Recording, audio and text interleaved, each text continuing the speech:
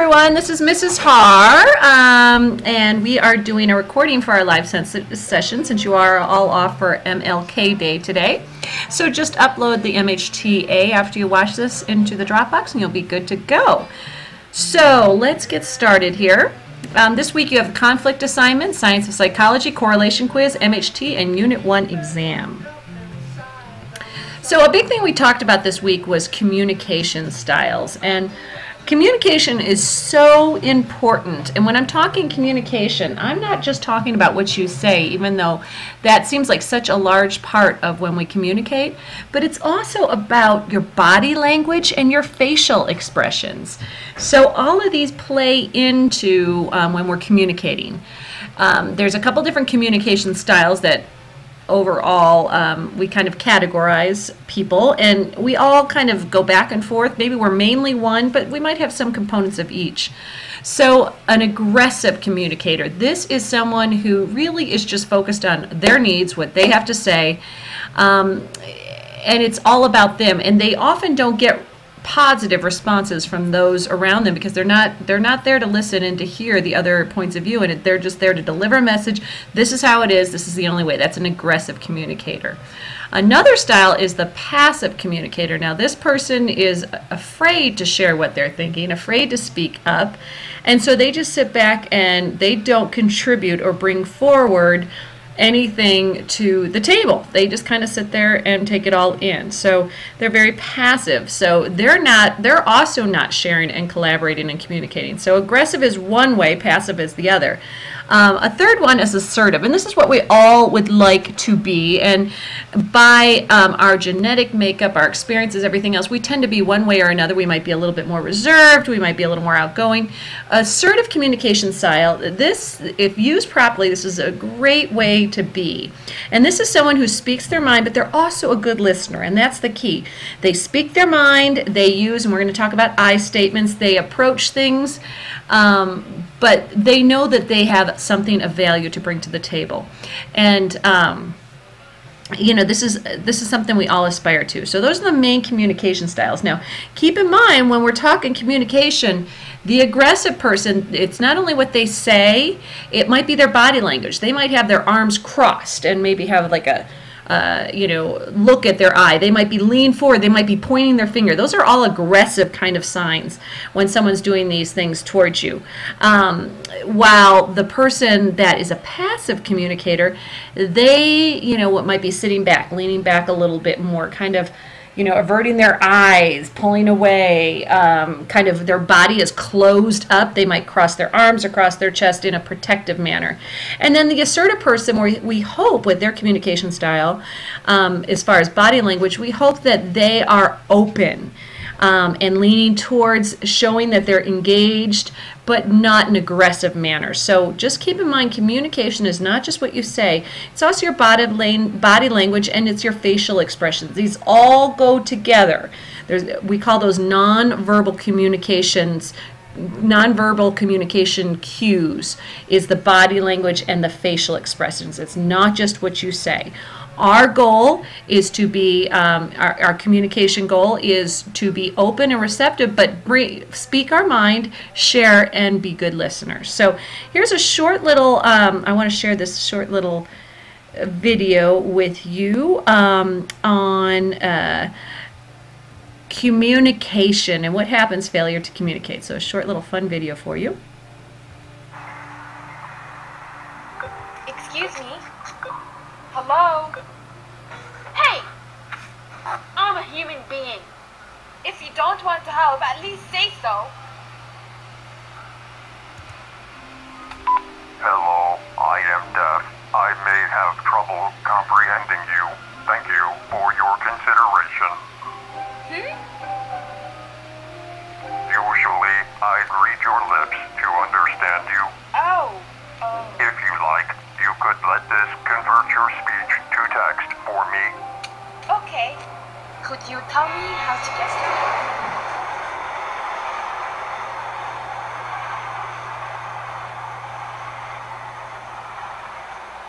Want to try again? Attention passengers, all is well. Thank you.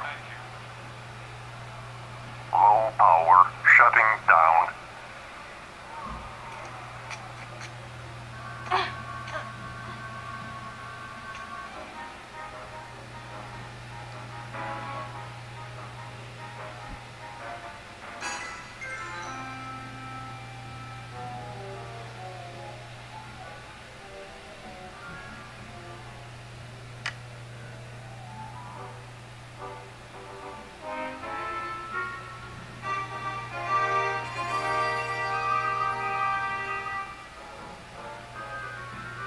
Oh, yay!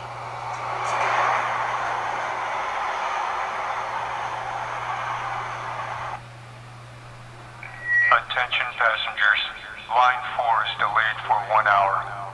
Thank you.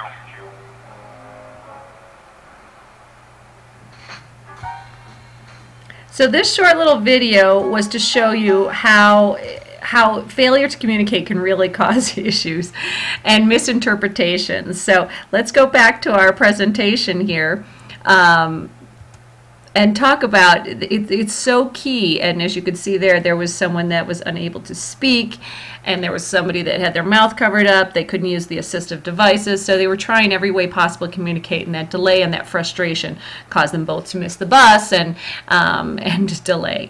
So communication is really important, and it's a great idea to think about how you come across and how you say things, but also how your facial features are and your body language. So just kind of keep that in mind. Our goal is to go to that assertive communication style while being strong, good listeners. So a way that we can kind of communicate effectively and show that we're good listeners, but also bring our point across, especially when, you know, in that argument situation or when you're frustrated. I statements, they are such a great habit to get into, and they will work for both you and the party you're delivering them to. So an I statement is basically you say whatever you're feeling, and you'll say, I am whatever you're feeling, I feel this when, and you describe, and the key here is the non-judgmental description of the behavior. Don't say, like, let's say I want to say to a teacher, I am frustrated when I feel frustrated when you meanly point me out to the rest of the class. So you don't want to say a non-judgmental description like that. You don't want to throw in the adjective meanly. You might want to say, I feel embarrassed when you pull me out in front of everybody, because I feel pressure to share when I perhaps am not ready. So that would be a good I statement, because you're just kind of leaving it. You're sharing with what you're feeling, and you're not being accusatory. Like, for example, if you're having an argument with your little brother, you could say, you drive me crazy, you're such a little brat, and you're just always driving me crazy when you act like such a brat at all times when I'm trying to watch my show. You could be like that, and that's going to start a fight. Or you could say, I'm frustrated when you jump up in front of when I'm trying to watch a show, jump up in front of me, and I can't see the show, so this affects my ability to watch TV. If you said something like that, your brother's apt to listen to you a little bit more. Now, granted, brothers and sisters sometimes have those unique relationships, but try using those I statements. They work really well with parents. If you go to say, Mom, I can't stand when you come into my room and obnoxiously, barge in here and bother me in my private time. That's not going to go across as well as, hey, Mom, I feel frustrated, or whatever term you want to say. I feel frustrated when you come into my room without knocking, because this is the only area that I really feel like I have to myself. Now, a parent is going to respond to that a lot better than, Mom, I'm so angry that you always come barging into my room and you're so nosy, and you come into my own space. Can you see the difference there? Try to think of using I statements. They take practice, because we want to be accusatory. We want to describe that behavior. We want to hit home. But if we take away kind of that pointing that finger and putting it on them and take it back to what we're feeling, it really will get us so much further in dealing with others, and get a much more the type of response that you are looking for, and can open up lines of communication. So some types of conflict: avoidance, silent treatment, agreeing, physical confrontation, verbal confrontation. Avoidance, this was where you just don't want to have any kind of conflict. You are that passive kind of communicator, and you just avoid it. You're not going to go there, even though inside it might, you're going to build up frustration in yourself because it might be hurting you. The silent treatment is if you're having an argument with someone and you just cut them out, won't speak to them. Once again, these are ways that you're going to stop communication and stop the chance to resolve to a successful resolution. Agreeing, this is that passive person that just agrees with everything because they don't want to stick up for their point of view. Of course, physical confrontation, we want to avoid that as much as possible, and verbal confrontation.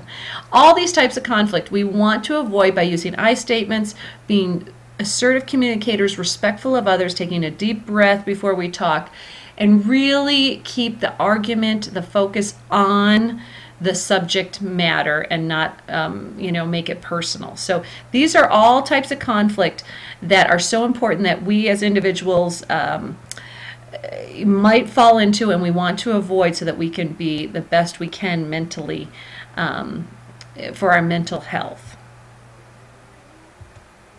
Okay, hierarchy of human needs, we covered that quickly this week. I want to just revisit that with you. Keep in mind it moves up from the bottom: physiological, safety, belonging, self-esteem, self-actualization.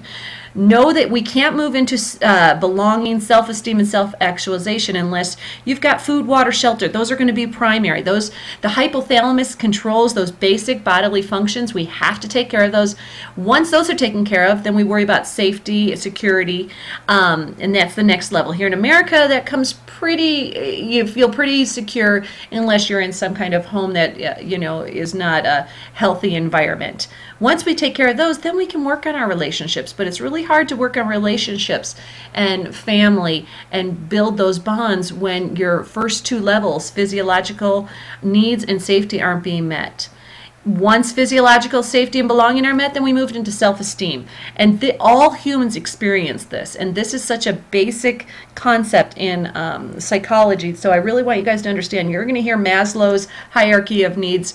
You're going to hear that throughout. Even as you go off to college, you'll always hear them respond to hierarchy of human needs, whether you go into the medical field, whether you go into psych, even in sales. They're always going to talk about these first needs have to be taken care of before we can start working on self-esteem and eventually self-actualization. So make sure you understand Maslow's hierarchy of human needs.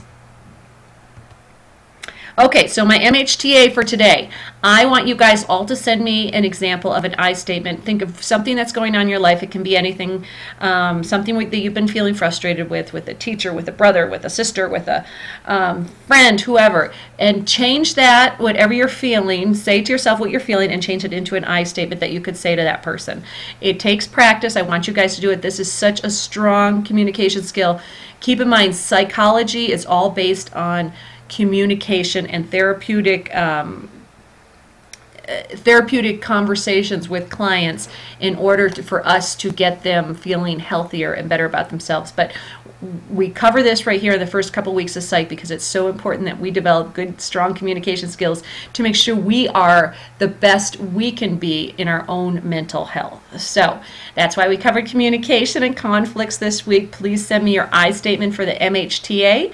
This is Mrs. Har. I'll see you all online on Tuesday. Once again, upload your MHTA. Don't send it to me. Upload your MHTA, Mrs. Har's takeaway, and what you're going to do for this week is show me that you can do an I statement. So say whatever has been frustrating you and put it into an I statement and upload that into the Dropbox. Thanks all, and we'll see y'all in class.